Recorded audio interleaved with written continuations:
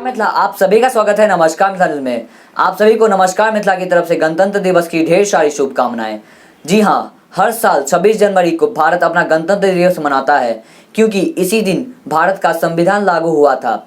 हम इसे सभी राष्ट्रीय पर्व रूप में मनाते हैं और इस दिन को राष्ट्रीय अवकाश घोषित किया गया है।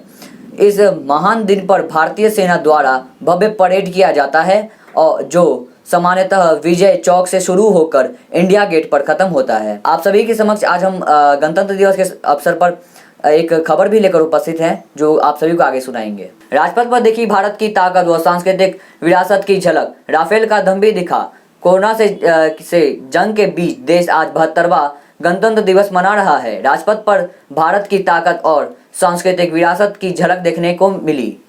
राष्ट्रपति रामनाथ कोविंद ने आज मंगलवार को सुबह राजपथ पर झंडा फहराया। परंपरा के मुताबिक झंडा फहराने के बाद राष्ट्रगान हुआ और महामहिम को 21 तोपों की सलामी दी गई। राजपथ पर देश के अदम्य शौर्य का प्रदर्शन भी हुआ, जहां दुनिया ने भारत की सांस्कृतिक विरासत की झलक भी देखी। इससे पहले पीएम मोदी ने देशवासियों को गणतंत्र दिवस की शुभकामनाएं दी और नेशनल वार मेमोरियल पहुंचकर शहीदों को श्रद्धांजलि भी दी। गणतंत्र दिवस परेड के दौरान भारत पहली बार राफेल लड़ाकू विमान की ताकत दिखी।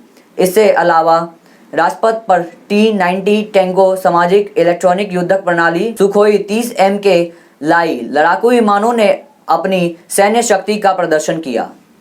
नमस्कार मिथिला, आज के लिए बस इतना ही। हम लोग फिर मिलते हैं अगले दिन ऐसे ही कुछ मुख्य खबर लेते हुए, ऐसे ही कुछ मुख्य समाचार लेते हुए। साथ ही हमारे इस चैनल को ज़्यादा से ज़्यादा शेयर करें, लाइक करें, सब्सक्राइब कमेंट अवश्य करें। खबर विज्ञापन के लिए संपर्क करें 7667175757। एक बार आप सभी को गणतंत्र दिवस की ढेर सारी शुभकामनाएं। नमस्कार मिथिला, देखते रहिए नमस्कार मिथिला न्यूज।